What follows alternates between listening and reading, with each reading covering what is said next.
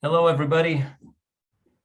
I hope you're enjoying this soggy Tuesday so far in the GTA. The rain seems to have subsided, so hopefully that's a sign of the times as well for markets and for all, and for hopefully summer to arrive soon. We're still. I'm wearing shorts today because I wait till September to bring back the pants, but hopefully we will be able to enjoy the weather very soon. So very excited to have Macan Nia from Manulife today to take us through a very topical chat. We're hearing a lot about the R word being the recession, and we wanted to bring Macan in to talk on a macro lens and also from a micro perspective, so a bit of both in terms of how that's affecting the investment side of things, how managers are thinking about this, and what that means for you. So very excited to be delving into that with Macan today.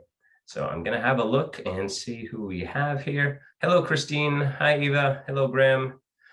Jay Owen. Hello. Hi, Janet. Maureen. Hello, Ose, Ramit, Tom, and Yana. So we have a good attendee list today, and we're expecting a few more. So I will go through a few of the slides before we get into it. We'll let everybody settle in, have their lunch, and hopefully having a nice tasty snack as we do a little bit of a lunch and learn here. So this is our team. I think you know our faces. For those of you that are new, here we are in static and also in moving picture. So very excited to have most of the team on here. Perry is here as well, and Jeff might be joining a little bit later.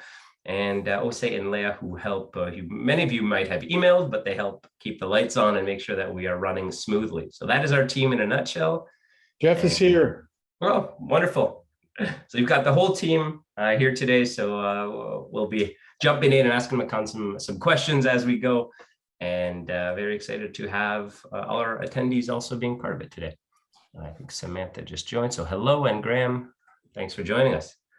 All right, well, without further ado, very excited to have Macan join us today. This is a part two. We've had Macan on previously, but he enjoyed it so much that he begged us to come back on for a second, so we're very excited to have him back. Macan is from Manulife and does great work with that team there, and has got a lot of great insights to share, both from the macro side of things and more on the micro as well. So really like his perspective, and very excited to have him here today to take us through his thoughts on where we're at, where we're going, and to answer all the answer to the universe. So thank you so much for that, Macan, and we look forward to tapping into your expertise. Thanks for that, Eric. I don't know if I have the answers to the universe, but I can make them up if you want. Let me share my screen.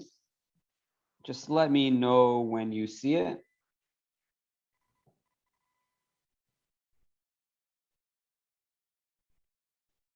Let's go to the beginning. You should see it. All right. Yes, indeed. Well, great. Well, thank you everyone for joining us on, as Eric said, this soggy is it Tuesday afternoon. I feel like I'm my dad now. I'm a new homeowner, so when it rains, I get happy now because my lawn is getting watered. So, you know, when you start getting older, you start turning into your parents. But anyways, that's not why you're here. We're here to try to make sense of what's happening in markets. Markets have had a very tough first 5 months of the year. And I think it's important in these times of periods to take a step back and look at the bigger picture. And that's what we plan on doing. I've broken this up into two parts. The first part is just really the general global economic environment today. And then the second part, I think, is actually the part that's much more important, is how we should and should not react when we get these periods of volatility. So let's get started. I think this quote is very important. And I think it's important for any walk of life, but specifically, I think we as investors are being guilty of doing this. And the quote is, if you make the mistake of looking back too much, you aren't focused enough on the road in front of you. Brad Paisley said this. I had no idea who Brad Paisley was. So my wife told me. Clearly, I'm not a country fan, but I think this is really important. I think investors we're whatever we are, June 5th or 6th, and we're looking back at market performance and our statements over the past 5 months. And that's important. But what's more important is looking ahead and looking at the path in front of us. Why is the windshield in your car and the front windshield much bigger than the windshield of the back of your car. It's because it's important to have an idea where we're coming from. But what's much, much more important is where we're heading. When we say markets are forward looking, that means markets look forward in terms of digesting the data and incorporating that into market returns. So the negative returns we've got so far this year has incorporated all the negativity we've already experienced. But what's important is where we see the path moving forwards. As Erik mentioned, there's a lot of talk about recession. You can't turn on the TV and not see the R words, whether it's flash on CBC, CNBC, Bloomberg, and so on. So we take a step back and we look at it through the lenses of what we look at. And one way we look at it is through manufacturing. And what we're seeing here, this is a gauge of global manufacturing in each one of these countries on the left-hand side. And this is a survey. I'm not going to go too much into the details, but just give you the big picture. Is they asked thousands of managers in each one of these countries questions related to the health of their business. Are you planning on hiring? What's your inflation costs doing? Are you planning on increasing your production, and so on? Anything greater than 50 means that those aggregate companies are growing. Less than 50 means they are not. Said differently, green is good, yellow is neutral, red is bad. Look where we are in the far right-hand corner, right-hand side. This is May of 2022. So this is incorporating higher energy costs, higher food costs, higher interest rates. And you can see the global economy, despite all these challenges in the first 5 months of the year, continues to be resilient. When you look over here on the far left-hand side, you see a lot of red, right? Well, that's what happens when you shut down the global economy. When we look at it today, yes, there's reasons to be cautious. Yes, and as you can tell, look at the numbers here. High 50s, low 60s. When you look at here now we're in the mid 50s. So there's no doubt that the economic activity has slowed since peak levels of last summer, but that should make sense. But what's important for investors is there's a difference between weakening economic data and recessionary economic data. And while the numbers are weakening, there's still no signs that we are in that 2022 that we will see a recession that matters.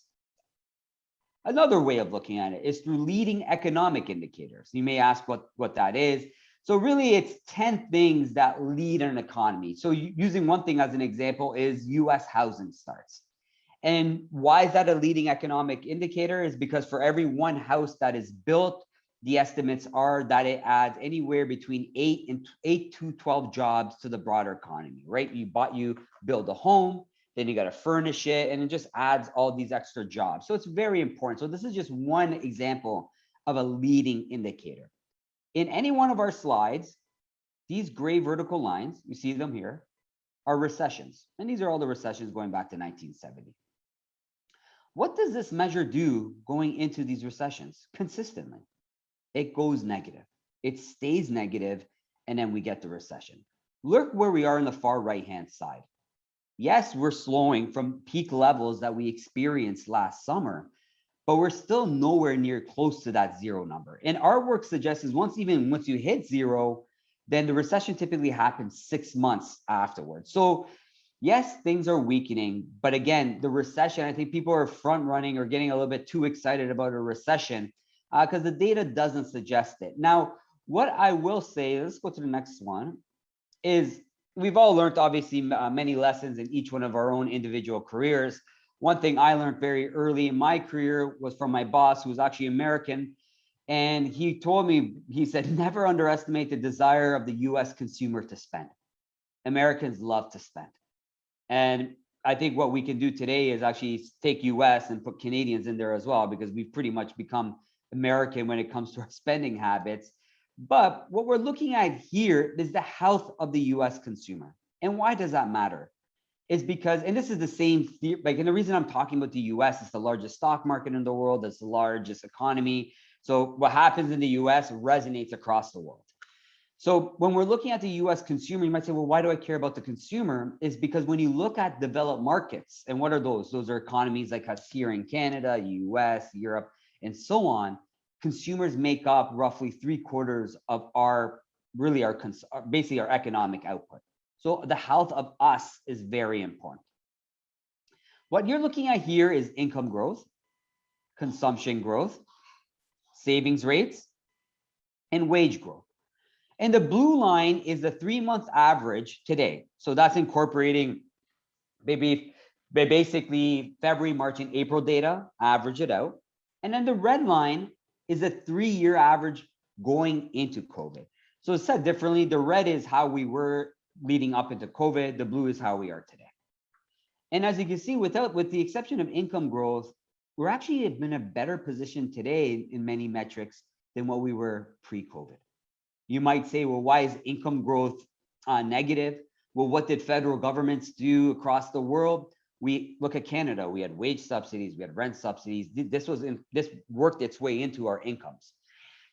When you compare today versus a year ago, so a year ago we had these programs, today we do not, that's where you get that negative income growth. But when you look at outside of that, the general position of consumers is healthy. Now, we may get a technical recession in the US for the first half of the year.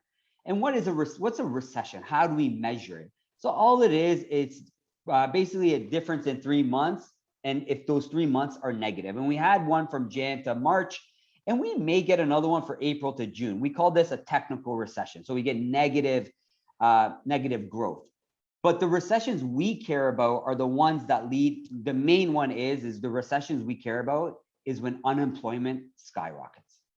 That's the recession we care about. When unemployment skyrockets, people lose their jobs, wages come down, you spend less, companies make less, we get that recession. And while we may have a technical recession, we don't believe the recession that matters to us, where unemployment increases, we don't see that in the markets today. There's a very tight labor market. Wages are strong. We just don't see it in the cards. And as long as we all have jobs that are paying well, increasing wages, the odds of a recession that we care about are low. Now, inflation is a topic of conversation. I think this just shows you how quickly, and I think Jeff, Per, and Eric would laugh at this, is the sense that if we were in front of you 15 months ago, the discussion 15 months ago about inflation was very different than what it is today. 15 months ago, we were talking about, is inflation enduring or transitory? What does that mean? Enduring means it's sticky, it's here to stay. Transitory means it's here for a couple of months and it's going to go away. And at the time, 15 months ago, we actually thought it was going to be enduring. We didn't think that inflation was going to basically go up and then come right back down. One reason we thought that is our inflation model. So our inflation model factors in things that we think drive inflation. So look at your own personal finances. What drives inflation? How much it costs to live in a place, your energy costs, your wage costs, commodity pressures, and things of that nature. So that's the blue dots. And you see, and the green line is the actual inflation rate. So you see our blue dots actually do a pretty decent job of predicting inflation. That's why here, coming out of the pandemic, we thought, inflation was going to trend higher. And we were right. But even our model was not right in the sense of trying to factor in the extent of the inflation we have seen. Now, again, going back to that analogy, we can't be looking at the back, right? We can't be looking at the past in terms of inflation expectations. We need to be looking forward. And as our model is showing here, we see inflation coming down in the second half of the year. Now, will it go back to levels that we saw pre-COVID? Probably not, because wages are higher, energy costs are higher. But as this comes down, this is going to be good for both stocks and bonds. And you may ask why. So really, if we were sitting, Macan, just to pitch in there, the green line is actual CPI experience in the US, right? Yes, fair. Okay, but I don't think anyone had expected the energy price inflation that we had that's coming out of the war in Ukraine, right, or Russia's invasion. Yep. So that's probably why the model was off. And when you say that you don't expect inflation to come back down to COVID levels, you mean price levels, right? You don't mean price. You don't expect prices to come back down. Like inflation can continue to grow at 2%. That's quite likely, isn't it? Right. So we actually see inflation coming down towards that 3 in the really second half of this year, probably towards the end. Now, prices depending on the goods. So what we're seeing actually today is a change, right? And what I mean by that is when we were stuck in our homes, what could we buy? Right. We could only buy goods. So that was good inflation. Anyone who's done work on their house, the goods inflation they saw. Whereas services, so restaurants, traveling, things of that nature, we couldn't leave our home. So those prices didn't go up. As we've opened up our economies over the past really 6 months, what we've also seen is good inflation come down, and we're seeing services inflations go up. So it's balancing each other out. And another thing, you talked about energy prices, but also I think the bigger gap in that is supply chain issues. So we get questions, Macan, what are supply chain issues factoring in inflation? And the reality is it's extremely complicated matter, and it's hard to pinpoint it. But one thing our model didn't have to really incorporate in 20 years was supply chain issues.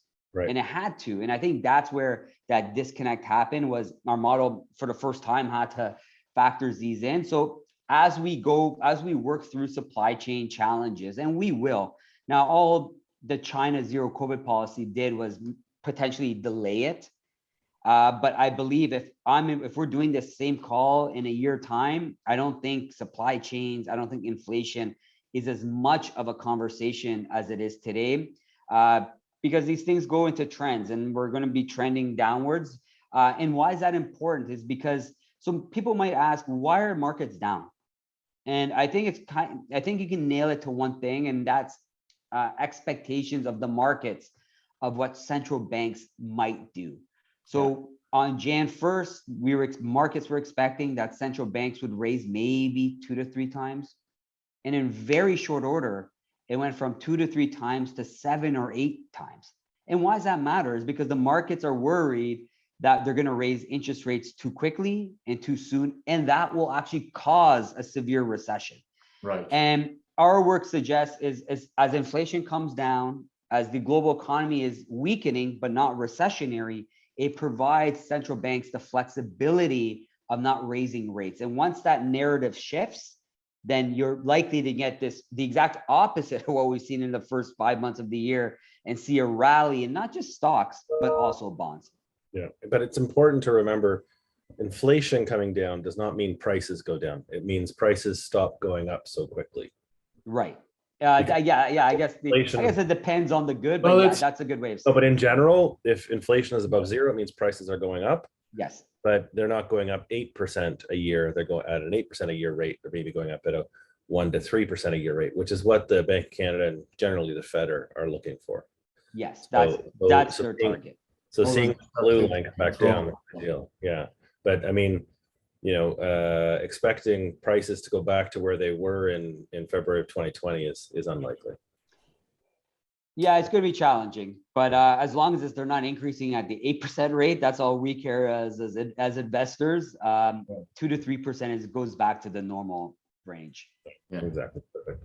And then, so if I could characterize the global economic environment, it is one that is slowing, absolutely, but there's a difference between slowing and recessionary. And those are two very different things. Typically we get a recession every 10 years, right? But we get multiple slowdowns, and we call them market cycles, right? Mid-market slowdowns.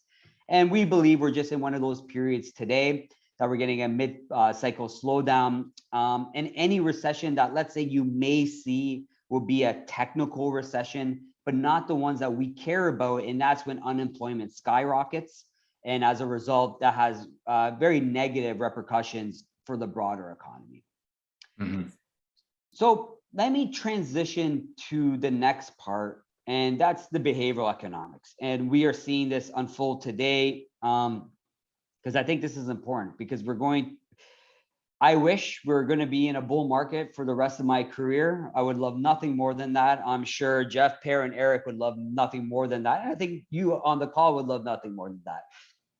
The reality is we're going to get ebbs and flows. There's going to be another correction. There will be another bear market. And it's important in terms of how to not react, but also how to react. I think the biggest obstacle I think investing is easy. if you have a long-term time horizon and you're invested in quality solutions or quality companies.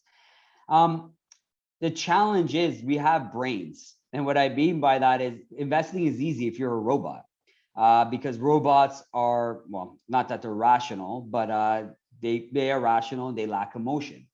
Now, humans, we are very irrational. We're very emotional. And when it comes to our money, take those two characteristics and put them on steroids. Yeah. And through the next couple of slides, I want to point to how we should react. Now, how many of you, if I was in front of you, I would say, how many of you are invested in the equity markets because you love the day-to-day volatility? Like over the last 5 months, you thought this has been a wonderful experience. No one, or hopefully no one. The majority of you would say no. Why do you invest in the equity markets?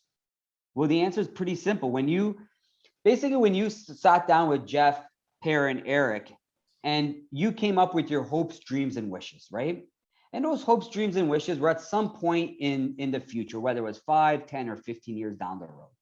And then Jeff, Per, and Erik, what they would do is they say, okay, this is your asset base today. This is what we need it to become in 15 years for you to get your hopes, dreams, and wishes. You can save this much and so on. And then you have to sub in a return, right, to get there.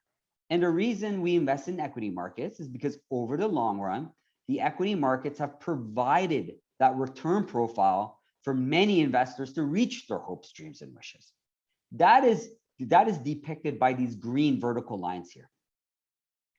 These green vertical lines are the annual return for the S&P 500, so the broad US stock market going back to 1980. What sticks out to you? What sticks out to me is 80% of the time markets are up. And many people would probably not think that. Not to think it was the opposite, but they don't think that 80% of the time markets are up. And the average return, depending on the time frame, is between 8 and 12%. So that has allowed many of us to reach our financial goals. Now, what are those blue dots? Those blue dots are the biggest sell-off in any one of those years. You know what those blue dots are to me? It's the headline negativity that we often see, whether it is Middle East violence, whether it is Ebola, COVID, whether it is geopolitical in nature, whether it's political in nature. Think back to the US election, right? In 2016, when we realized that reality TV host Donald Trump was going to become President Donald Trump of the most important and powerful economy in the world, market in the world, and democracy of the world. And put your view of Donald Trump aside, whether it's positive or negative. The majority of investors, or not majority, but we had investors that had their views and were very hesitant about their US equity position. And markets at first were very hesitant as well. Interesting enough, by the end of the next day, they were back being positive, but we were fielding questions days and weeks afterwards. Say, Macan, I want to get out of my US equities. I'm just not sure of the environment. And if you would have reacted to your gut reaction, and especially when it comes to politics, and sold out of your US equities, you would have missed out on the second half of the longest bull market in US history. Think back to Brexit, when the UK decided, held that referendum, they're leaving the EU, markets sold off. It took them a little bit longer to recover than the US, but by the end of the year, they're up still high single digits. So those blue dots to me are any one of these headline risks that we see. And I think you need to ask yourself, when you see these headline risks, you have to think of the angle of the media companies. What are the media companies trying to do? Yes, they're trying to educate us, provide news, but they're also trying to drive eyeballs to their material. They want to increase ad revenue. They're doing it for them in a way to help their own financial position. And they know that humans react to negative news much more than positive. And I believe it's evolutionary. So let's say back thousands of years ago, if I was a caveman, my wife probably thinks I'm still a caveman today, but that's beside the point, is I had to pay very close attention to the negative things around me. Because if I did not, the margin of error was so slim, it would have led to my death. Now, thankfully, we've evolved as a race, and the margin of error is a lot wider. But I think inherently we are wired to pay attention to negative news, negativity in general. Media knows this, so that's why they inundate us with negative headlines. When was the last time you followed the news and it was 90% positive and then 10% negative? It's the exact opposite. So if you're going to take away any point from this conversation, take away this slide, because I promise you, we will get another sell-off. And I want you to ask yourself, when you might want to react to your gut, say, you know what, I can't react to the blue dots, because if I do, I won't be able to meet or achieve my hopes, dreams, and wishes, which are characterized by those green vertical lines. Now, I'm a child of the great financial crisis. And what I mean by that is I was very early in my career, and I remember walking into the office and markets would be down, major markets were down 5% a day consistently. It was scary. And I felt that at the beginning of my career, that had an impact on me. I had these negative colored lenses on, right? Because I basically grew up early on in my career in that. And I learned very quickly that as an investor, I wasn't paid to be a pessimist. Investors are paid to be optimists. Why? This is what we're looking at here. What this is saying, this is the S&P 500, again, the broad US stock market, the last 50 years. So what this is saying daily, monthly, 1 year, 3 year, and so on any given day, over the last 50 years, markets are up 52% of the time, and they're down 48% of the time. On any given day, the performance of the market is as much as a coin flip. My 6-year-old daughter or my 2-year-old daughter have a better chance of predicting day-to-day market activity than any one of us on this call. But what happens as my time horizon increases? So let's look at here, 5 years. So what this is saying, in any 5-year period, over the last 50 years, markets are up 87% of the time. The odds are overwhelmingly in your favor to be an optimist. And look, as it goes 10 years, it goes even higher. So I think we are naturally, again, going back to the inherent paying attention to negative news, is we shouldn't lose sight of the fact of why we're invested. Is over the long run, if you're invested in quality companies, the odds are overwhelmingly in your favor of being positive. Now, this I have updated, but I thought this is an interesting exercise. And what I said is, let's say I'm the worst timer in history. I'm just really bad at timing things. And for me, like I mentioned before, I think that one of the worst times to invest in recent history was at the peak of the financial crisis on October 9th, 2007. Markets sold off 56%. And I said, let's just say I was the worst timer and I just invested at that point. But however, I was a medium to long-term investor. How did I do? So as of the end of May, because I wanted to incorporate the negativity we've experienced in the first 5 months of the year, those numbers actually changed slightly. So I would be up. So if I invested at the peak of the market, but stayed the course, I would still be up roughly 255%, or 9% in change per year over the last 15 years. Many of us can reach our hopes, dreams, and wishes with a 9% per year return. And that's despite all the reasons to sell. That's despite 3 contentious US elections. That's despite the European financial crisis. Remember where Greece, this little country in Europe, that was only 2% of the economic output in Europe, was going to rip apart Europe, and the euro was going to cease to exist. That's despite ISIS. That's despite oil prices at 145, despite energy or oil prices being at negative in April 2020, Ebola, COVID, and so on. There's always a reason to want to sell, but those reasons are often short-sighted. And I think of all these events that I just said, those are just those Time Magazine, those blue dots. And it's important not to react to them, because more often than not, it comes at the detriment of our returns. So how do we react?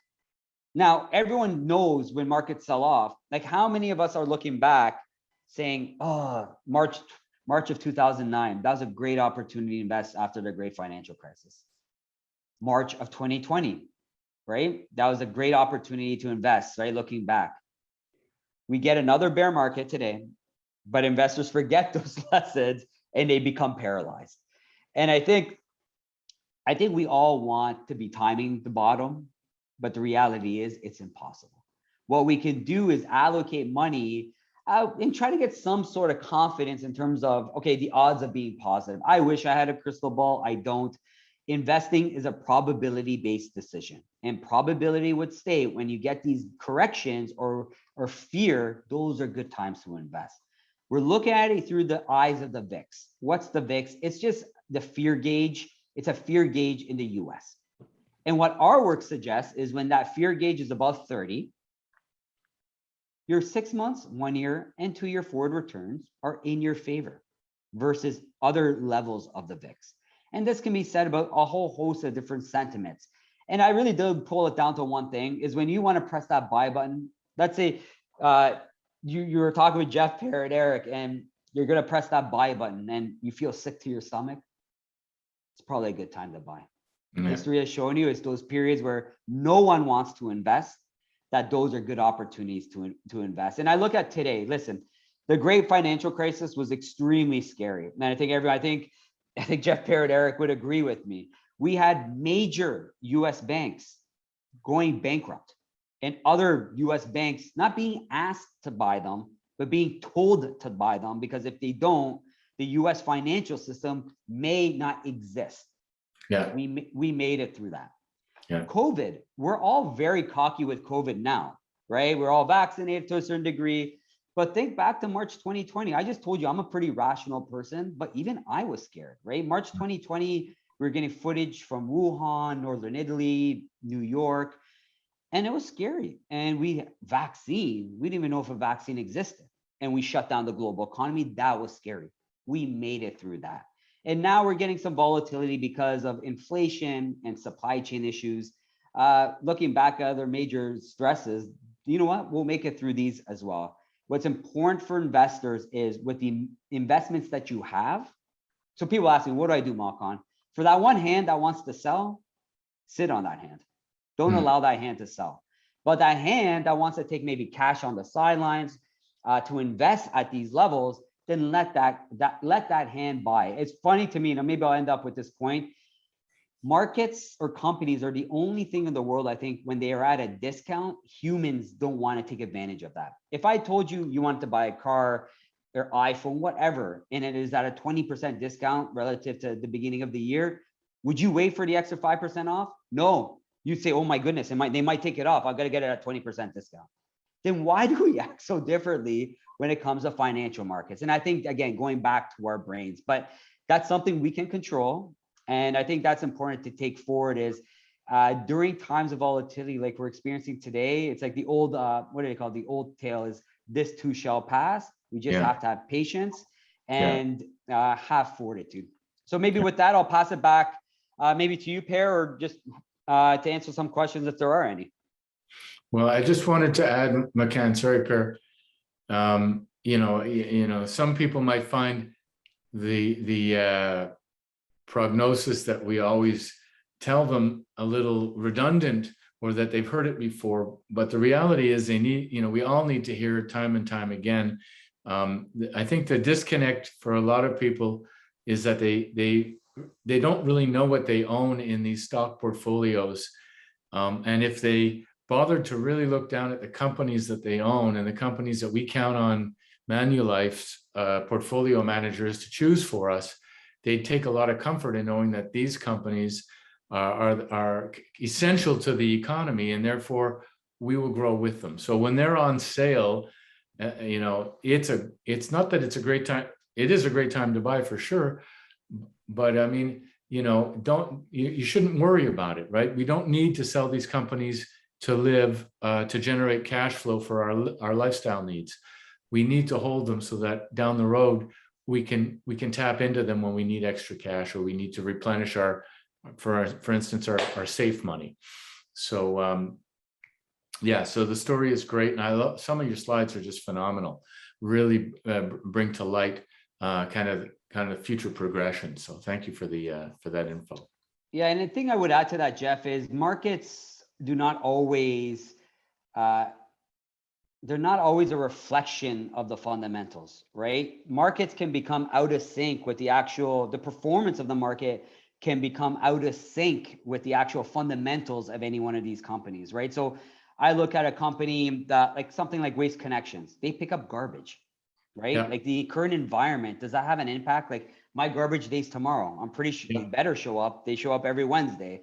Yeah. So sometimes these things become out of sync, but over the medium to long term, they go back into sync. And that's important for investors to realize. Yeah. I mean, I look at our banks as an example. I mean, in the last couple of weeks, the banks' valuations went down with every other company. They're making more money, especially with the interest rate spread, than they ever have. And my only rationale for that is that people that are invested either in the wrong things or leveraged had to sell something to cover their positions, and they want to sell things that have value, and those are the banks. So they're selling for all the wrong reasons, and your pros are buying for all the right reasons. So it works in our favor. Absolutely. All right. Well, we have a bunch of questions coming in. We'll start with a couple of softballs, easier ones, and then we'll have a couple of harder ones for you, Macan. So we're going to give you a test here. All right, you ready? Thank you everybody for putting questions, by the way. So if you want to put in some more questions, please don't hesitate. I'll take one, then we'll throw it over to Erik, and we'll kind of take turns. So the first one is, how can I protect my retirement savings in the event of a recession? Well, number one is don't do anything with it. And what I mean by that is recessions are often very short, right? They happen over 6 to 8 months.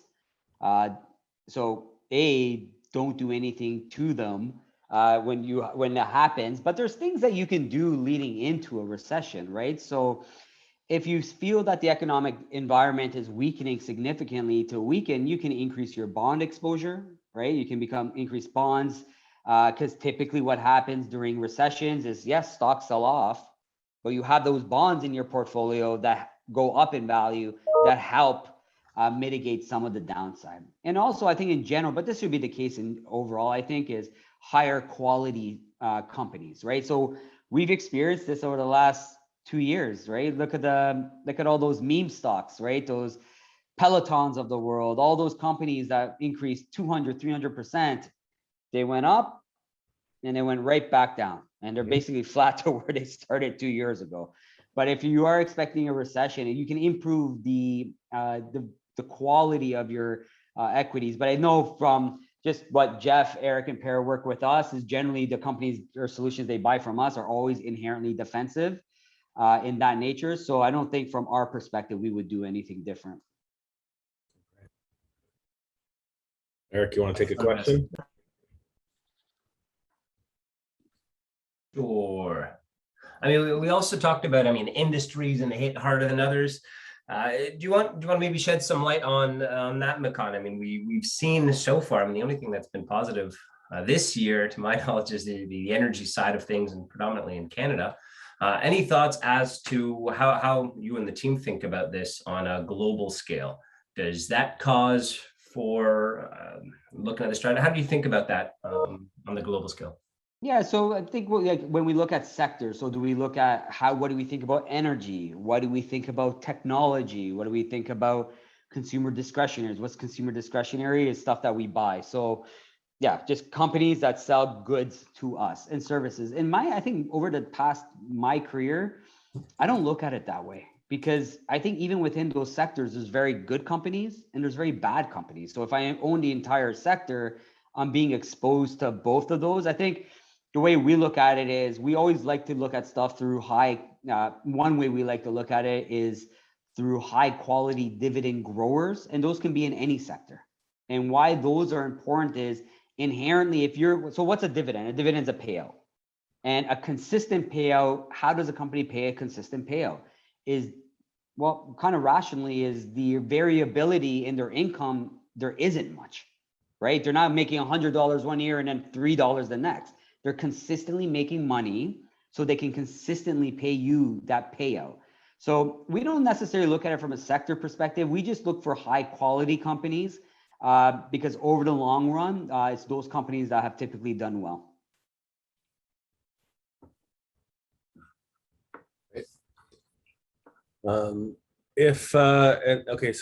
Take another tack here, and you were kind of talking about how going into this year, the market was pricing, some rate hikes, but not a lot. And then with inflation picking up and the war in Ukraine, we saw that quickly the market's priced in a lot more rate hikes than may actually happen. And you believed, and I think you shared that you believe that maybe some of those will get taken out of the market. So it's a good time to be in fixed income and stocks in general.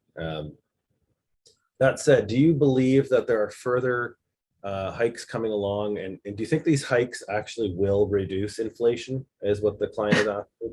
Or have the two calculations become unhinged? So basically he's asking, will the monetary policy transition mechanism work? Absolutely. Yeah. Will it help reduce all inflation? No. Banks like the Bank of Canada raising interest rates is not going to have any impact on energy prices or food costs or food inflation. That's outside of their scope, and they know that. But what's within their scope is one element that prices have gone up is because they pumped billions of dollars into broader economies. And just think of it this way: if I have 2 pens or 1 pen, and there's $5 chasing it, okay, but then you have all these programs, instead of $5, there's $20 chasing it. Of course, the cost of this pen is going to go up. And that's the type of inflation they can handle. I look at it from my own personal experience. So we've seen interest rates go up in this country. What's the first impact that everyone thinks about is their mortgages. So my mortgage, which is variable, has gone up materially. Now, am I making decisions day to day based on that? Absolutely I am, because now I have to pay more for interest component. So will I be going out buying maybe something that I would have bought discretionary spending before? No, I won't. I will alter my spending habits. And as people buy less of something else, the demand comes down, the cost of that comes down. So is there a one ticket solution for inflation that we're dealing with today? No, because there's food inflation and energy inflation, and the Fed or the Bank of Canada can't influence that at all. But what they can influence is the amount of money sloshing around in our broader economy, bringing that in and helping reduce like the demand side of inflation that we're also seeing. Right. And take some of the speculation out of the market. People having easy access to money are inclined to speculate more. But I mean, you have to remember, the governments around the world are not interested in creating a recession. The only time you have a recession is when they get it wrong, basically, and they're too slow to react to some of the changes they've made. They're getting better and better at seeing the impact, or allowing for the time it takes to see the impact of what they do before they make final adjustments. And we're really still in a very, very low interest rate world. What's the bank rate? 1.5%, the prime. I mean, it's almost unheard of. So we become greedy. We've become greedy. And you know what? This is a good thing that interest rates are going up. What that signifies is that economies can listen. What they did at the depths of the pandemic was absolutely important. They had to. Yeah. Now, did they do too much? Like last summer, should they have started bringing this back up? Yes, they waited a bit. That will be one for the financial textbooks. But ultimately, interest rates going up mean that the broader economy can support higher interest rates, which is important, because when we get that recession, and I promise you this, we will get a recession at some point in the future. If interest rates are at zero, you can't cut them anymore to help stimulate the economy. But now as interest rates have gone up, if we get a recession in 2 years or whenever it is, then you can cut those interest rates to help stimulate the economy. So, taking a big picture view of it, this is actually a good thing. Yeah, agreed. Thank you, Macan. I'm going to leave, everyone. I have another meeting, but it was excellent. And I'm sure Erik and Perry, you have more questions to answer. So good Good luck with it. Thanks, Eric. Thanks, Jeff. All right, Eric, I think, do we have any more questions? I've got 3. We'll rapid fire for Macan. Okay. Okay, 2 fun ones. One, your thoughts on value stuff versus the growth side of things. And if you could pick one winner in 5 years, which one would it be? So we always get that question, where do you go? Other is on cryptocurrency, if you had any thoughts to share on that. And then third, and most importantly, who's going to win the NHL and NBA finals? So pick any ones that you want to pick, Macan. Open menu. Okay, so value versus growth. I think the answer is both. In any type of environment, one type of style will do well. Look back at 2020, the first half of the year, growth did really well. And in the second half, it did not. Value did well. So picking a manager that isn't just exclusive to one, they're picking quality companies. That's ultimately, you want to own good companies. Now, whether they're value or growth, that shouldn't matter. You want to own good companies. And I look at Apple quickly, like, is that a growth company or value company? It can fall into both of those. So I think it's kind of, we should be more mindful when we ask questions like that. Crypto, you know what? I think it's why you own crypto. If you think it's going to be a replacement for the currency, fiat currency, it better become a lot more stable. It's down 60% since November. What type of company is going to take Bitcoin as a payment if the value is going to be worth 60% less in 6 months? So they need to figure that out. Also, there's 600 cryptocurrencies. Which one is going to be the one in 5, 10, 15 years? I don't know.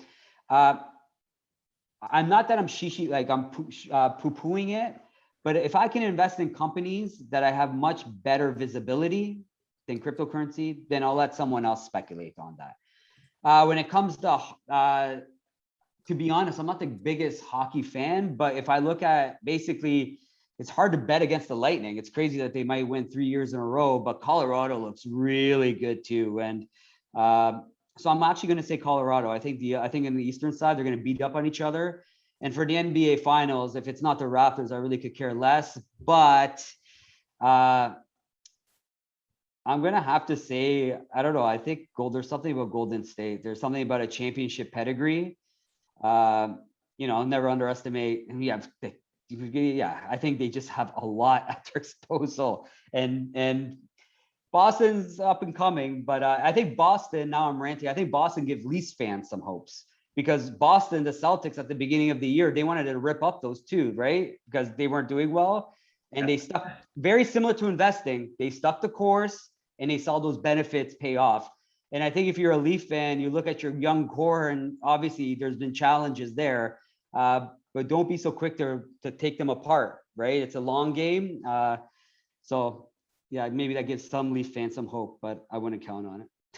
If there's any Leaf fans on that call. It's a long-suffering Leaf fan here, and it is what it is. There's not much we can do about it. All right. One last more economic question here. One question asked is, with the war in Ukraine and the energy crisis, those two are linked, obviously. Isn't this a slightly different ballgame than regular market fluctuations? And with prices continuing to skyrocket, the concern is our money is basically going to become worthless before we even start recouping back, returns from the market. So I'm going to respectfully disagree. Mm-hmm. This is not the first time we've had energy crises. If you were in the 70s, we had 2 major oil shocks, both geopolitical, one with the Arab oil embargo, one with the Iranians because of the Iran-Iraq war. Oil prices actually shot up more than what they did today. And if I told you markets were up 70% of the time during the 70s, with inflation much higher than it is today, I think many people would be surprised. So yeah, it is a challenge. But this is not the first time the markets have had to deal with something that's political or geopolitical or militaristic in nature. A good company, if you have that view, again, going back to that waste connection example, yes, it's unfortunate what's happening in Ukraine. Unfortunate is an understatement.